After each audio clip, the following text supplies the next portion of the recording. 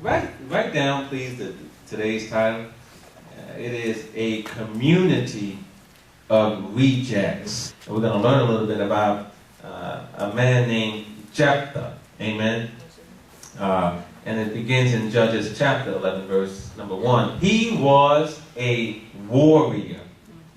He was a fighter. He could handle himself. Amen. This Jephthah. Amen. But also we know something about him too.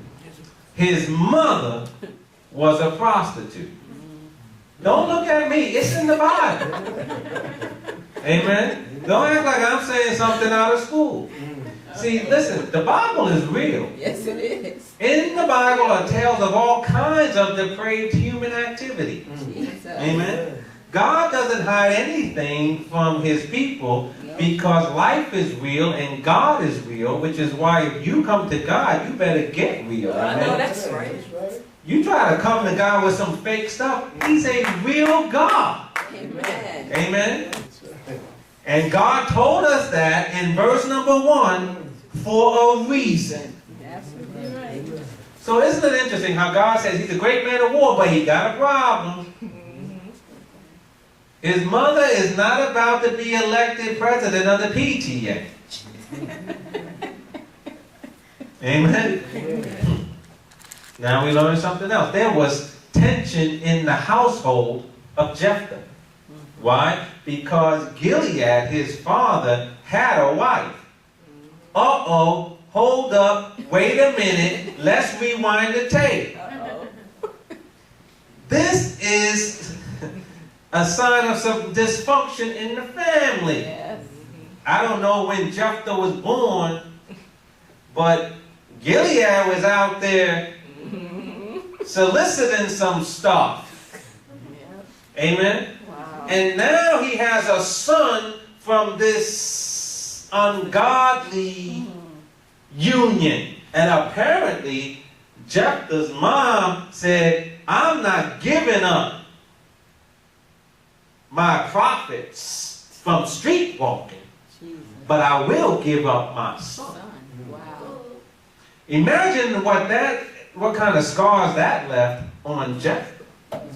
Because Jephthah is in Gilead's house and his mama is nowhere to be found. And so now he grows up in Gilead's house, but Gilead has some sons by his wife. And these are Jephthah's half-brothers, and they look at him and say, you aren't like us. You see that woman over there? That's our mama. I'm sure there were days when Jephthah was in a little bit of trouble, and he said, Mom! And they said, that's not your mother. And Jephthah's growing up in this environment. And he gets older, and his brothers say, you know what? Don't you even think that you're inheriting anything from our father. And they told him, get out. But I want you to know something and see something here. When Jephthah was rejected, he went to the land of Tob, and a bunch of worthless, vain, useless men gathered around him.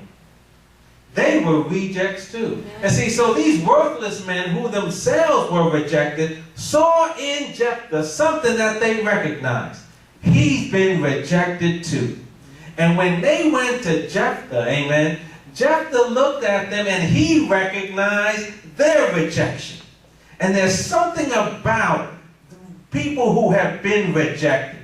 There's a community between rejects, amen. There's a camaraderie among rejects. There's a commonality among rejects. I can see it in your eyes. I can see it in your speech. Oh, you may be fooling the world, but somewhere in you I see something that relates to something deep inside of me. Rejects are drawn to other rejects.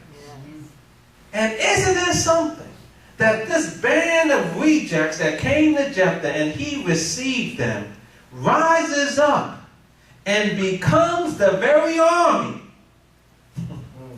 that delivers the people from the hand of the enemy. It's something about a community of rejects, amen? And it's reminiscent of David. David was anointed to be the next king, and Saul didn't like it. Started throwing javelins at him and stuff, trying to kill him. And so David ran to the cave of Adullam, amen. And it says his parents and his brothers came to him, but then also some men came to him. And the Bible describes those men as being men who were in distress, men who were in debt, men who were discontented. You know what they were? A bunch of rejects. David looks at them, and they look at David, and they see a community. You are just like us, brother. And David looks back at them and opens up his arms and says, come on in, amen. There's a community among rejects. But isn't it something that these same men later became David's mighty men of valor? The same men that would go and fight the Philistines. The same men that would defend Israel from the enemy of God's people. Where did they come from? They were a bunch of cast-offs, a bunch of rejects. Rejects. And I want you to know the Bible is full of rejects. Amen? Amen. The Bible's full of them. Joseph was a reject. And everybody in here has been rejected on some level.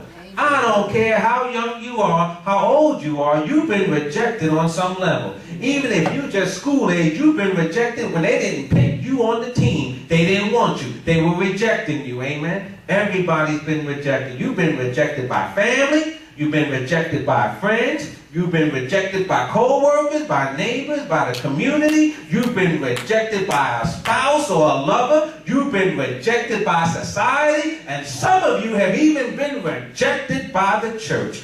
Don't get mad at me for speaking the truth, because some of you walked into some churches and they had nothing to do with you. Your dress wasn't long enough. You had the nerve, man, to have 2 earrings in your ear. What is that with that tattoo on? Who are you? No, you can't come in here like this. This is holiness up in here. You're going to have to leave. Oh, my.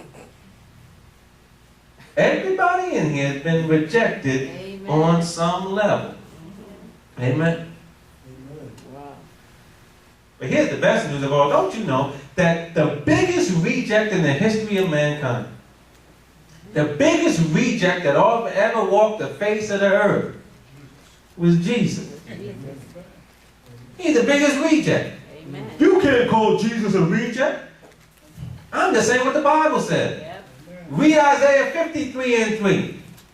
He was despised and rejected. Yep. So see, God knows what it is to be a reject, because he's a reject himself. People are rejecting God all over the place. They don't want God in the school. They don't want God here. They don't want God anywhere. Amen? And don't come talking to me about that Jesus stuff. Rejection all around. And here we are. People who rejected us. And some of us came to Jesus only because we were rejected in the world. Yeah, you reached rock bottom and now you found yourself to Jesus. You know why? Because rejects are drawn to other rejects. Amen. And you came to Jesus because you saw something in him that was on the inside of you too. And just as Jephthah and David didn't send the rejects away, aren't you glad that Jesus welcomed you in? Amen. And just as Jephthah and David took that community of rejects and made them into a mighty army that could go and defeat the enemy, aren't you glad that Jesus became the captain of this army of rejects? And now we are taking the enemy on and taking territory for God. Amen. Yes. When you get right down to it, the whole church is nothing but a community of rejects.